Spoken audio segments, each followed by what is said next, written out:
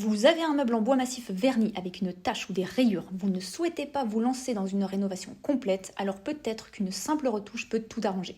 Voici les tests sur 3 types de dégradation.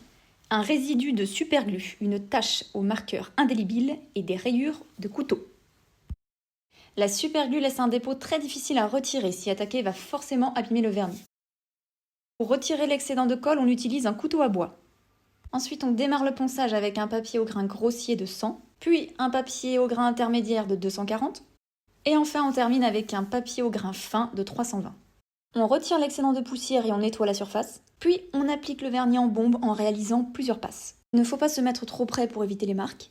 Ici, notre planche de chêne vernie a plusieurs années, le bois jauni avec les UV. Le problème est donc la différence de couleur entre le bois en surface et le bois poncé qui retrouve une couleur plus claire. La difficulté de l'exercice est de suffisamment poncer pour éliminer les dégradations, mais pas trop au risque d'éclaircir la zone concernée. Côté vernis, le résultat est très satisfaisant. Seule une lumière rasante peut faire ressortir une différence de brillance. Testons à présent une tache de marqueur indélébile. Le nettoyage à l'eau savonneuse n'obtient aucun résultat, donc on va poncer très légèrement la surface avec un papier au grain fin de 320. Ici, on égrène seulement la couche de vernis sans aller jusqu'au bois. On nettoie la surface et comme tout à l'heure, on applique le vernis. Le résultat est quasiment invisible. Je précise qu'une retouche de vernis ne sera jamais parfaite. Si vous cherchez le défaut avec une lumière rasante, vous remarquerez la zone retouchée.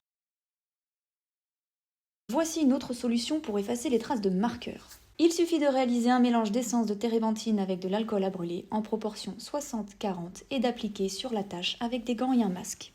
Le résultat est très efficace, mais attention, les produits sont très agressifs et peuvent détériorer le vernis. Allez-y doucement.